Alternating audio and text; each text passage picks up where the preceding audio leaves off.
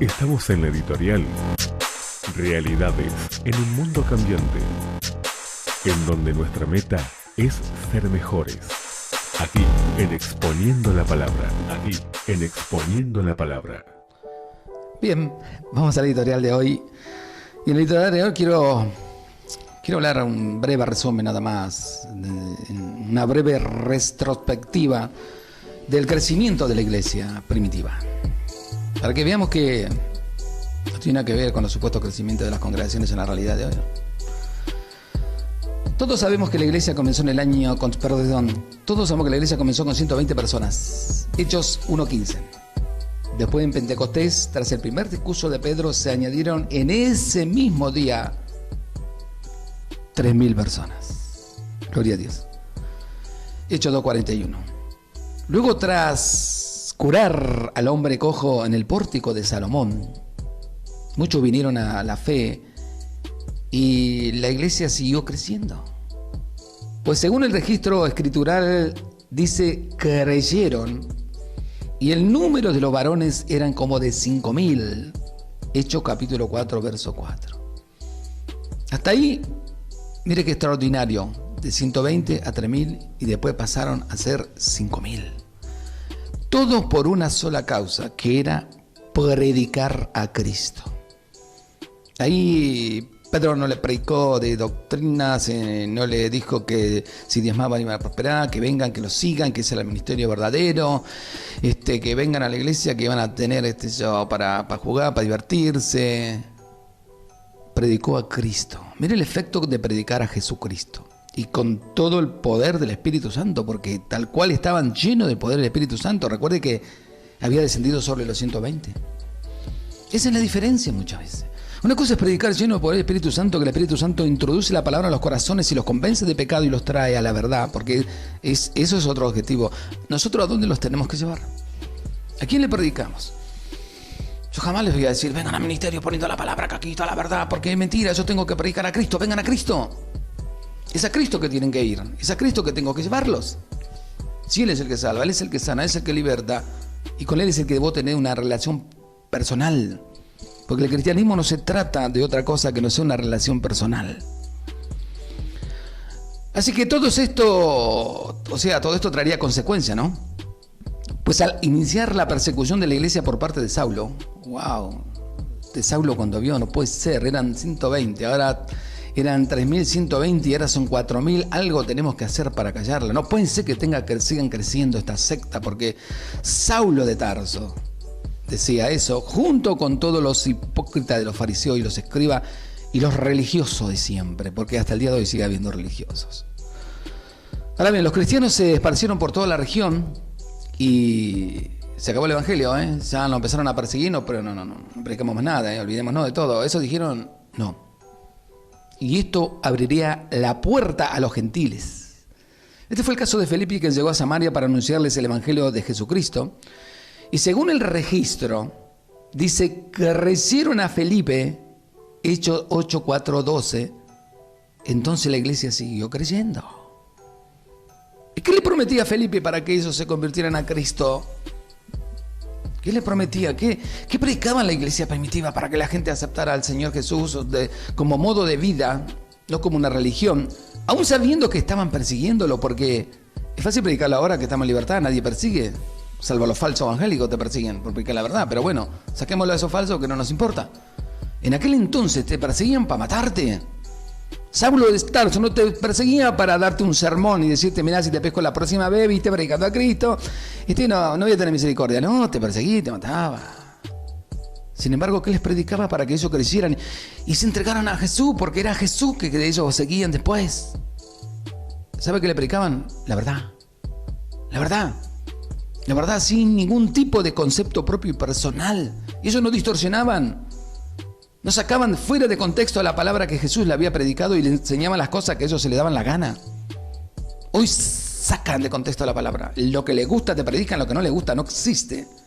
Y no estamos ganando gente para el reino de los cielos, y mucho menos estamos predicando a Cristo. Están predicando para los ministerios. Y se están llevando gente a los ministerios. ¿Sabe? Antes los discípulos querían que la gente venga a Cristo para llenarse del Espíritu Santo y que se llenen de Dios.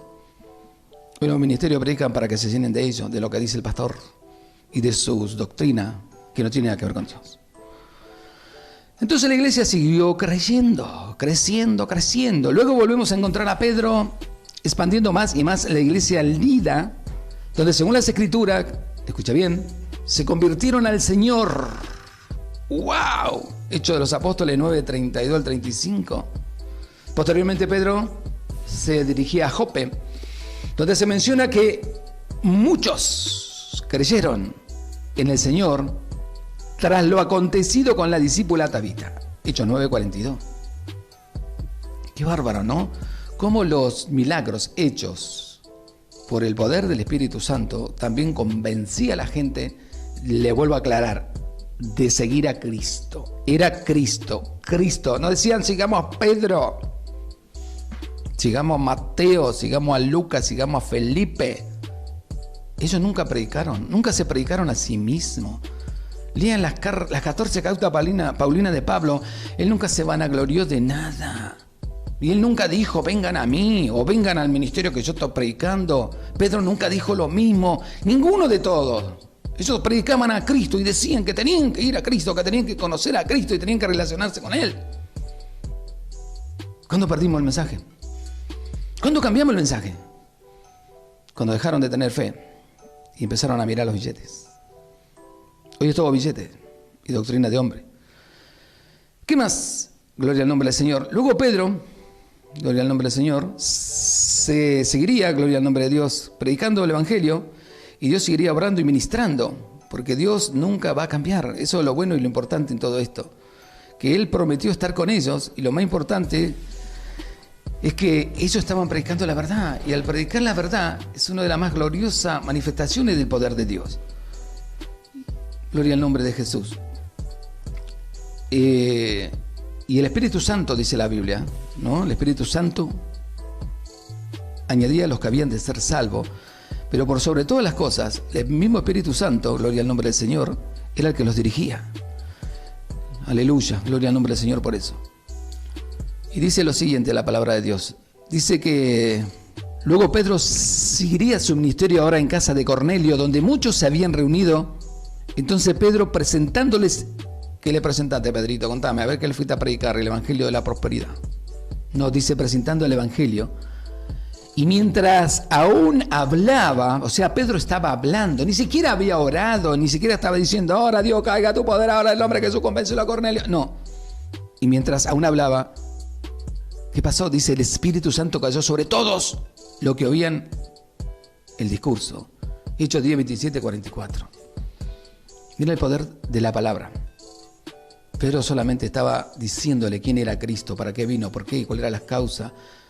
Le estaba predicando a ese glorioso, maravilloso ser que él había conocido personalmente y que compartió 3 años y medio de su existencia terrenal, en la cual pudo ver en él el gran amor de Dios hacia esta humanidad.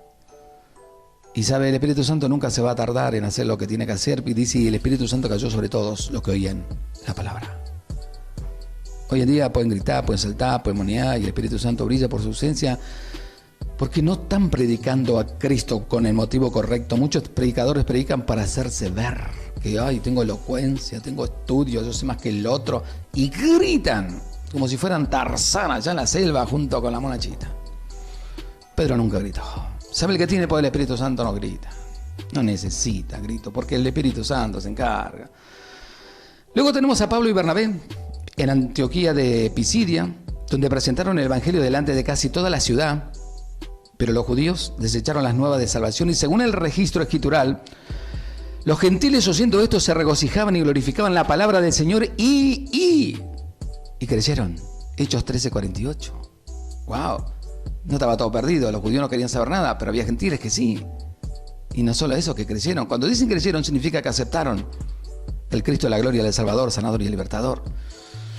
Luego vemos a Pablo y Sila siendo encarcelado en Filipo, y como la gracia de Dios cayó sobre la casa del carcelero después de evangelizarlo y hablaron la palabra del Señor a toda su familia, y según la Escritura se regocijó con toda su casa de haber creído a Dios. Hechos 16, 32, 34. ¿Se da cuenta? No importaba las circunstancias. Ellos tenían un solo mensaje, uno. Y no era dinero, ni tampoco era la vanagloria de sus ministerios, ni quienes eran. El mensaje era Cristo. ¿Es el mensaje de Jesucristo hoy en día? ¿Será verdad? Yo escucho tanta pavada muchas veces hablar tantas cosas que no tienen nada que ver con Dios. Dijo, es sencillo, nos mandó a predicar su evangelio. Él mismo lo dijo. ¿Qué dijo?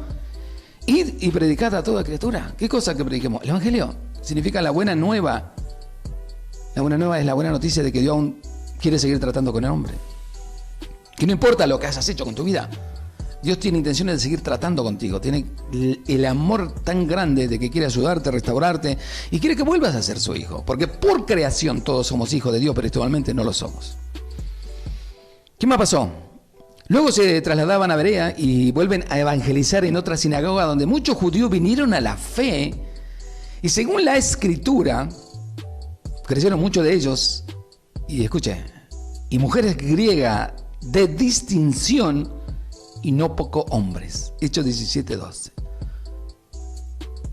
Por más intelectual que sea este mundo y preparado, nadie puede resistir al poder de la palabra bajo la unción del Espíritu Santo verdadero.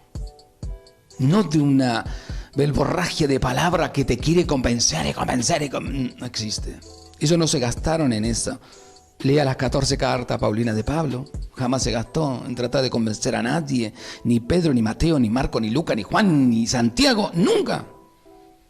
Ellos le dejaban el lugar al Espíritu Santo. Por algo dice que mi palabra no volverá vacía. Luego Pablo fue a Atenas, al Areópago, para presentar el Evangelio de Jesucristo donde... ¿Qué pasó? Algunos creyeron, dice la Biblia, Hechos 17:34.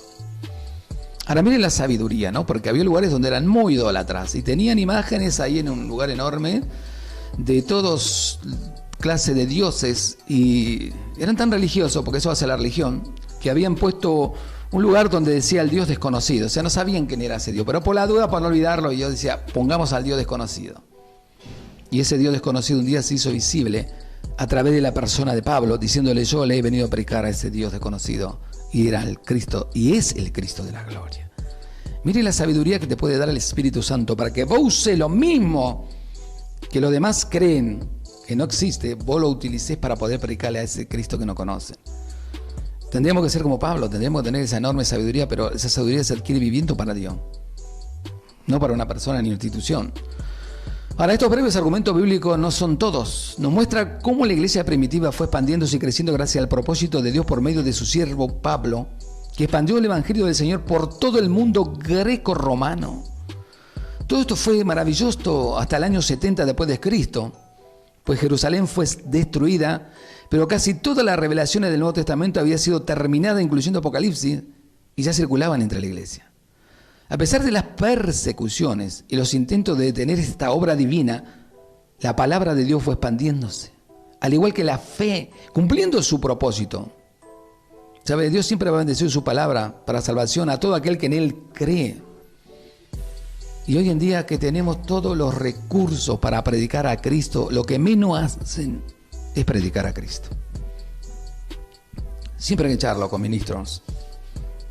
A veces ellos se creen que le hago esta pregunta que es tonta, que no tendría que hacérsela, pero nace en mi interior. ¿A quién estás predicando? ¿Y por qué lo estás predicando? Si hoy mismo Dios te sacara todos los recursos que tienes, supuestamente, y te quedaras sin nada, ¿seguirías predicando a Cristo? ¿Conoces a Jesús de verdad? ¿Conoces al Cristo que tuvo con Pablo en la miseria, en la necesidad, en la pobreza, en el hambre? En los sufrimientos, en los padecimientos, en los latigazos. ¿O tú te crees que ser un hombre de Dios es que todas las cosas te salgan bien? He escuchado mensajes que son tan tontos a veces que no tienen sentido de la vida porque te predican un Cristo que no existe y de que todo te va y bien en la vida, que nunca te vas a enfermar, que nunca vas a tener problemas, que sí, vos, porque vos sos el hijo del rey. Y esa gente que se creyó esa mentira, cuando vienen los problemas, ya sea de salud, económico, lo que sea, lo primero que dice, pero me mentiste, ese Dios no existe porque yo oro y no me escucha. Tiene razón, no existe ese Dios. Porque el Dios de la Biblia no es ese, el Jesús de la Biblia no es ese. Él prometió que si vos buscás el reino de Dios y su justicia, las demás cosas serán añadidas. No si vos crees todas las mentiras que te dicen. ¿Sabes? Tenemos que estar preparados. El apóstol Pablo dijo, teniendo sustento y abrigo estoy contento. ¿Y por qué los demás no se contentan con eso? ¿Por qué le predicaron el Cristo? ¿En qué momento no se dieron cuenta que le cambiaron el evangelio? La misma palabra nos enseña, que dice a través del libro Gálatas, que si aún un ángel del cielo viniera y te predicara otro evangelio que no sea el que Pablo predicó, que era Cristo, dijo que es maldito. Y hoy estamos rodeados de falsos evangelios. Y están predicando un Cristo que no existe en la Biblia.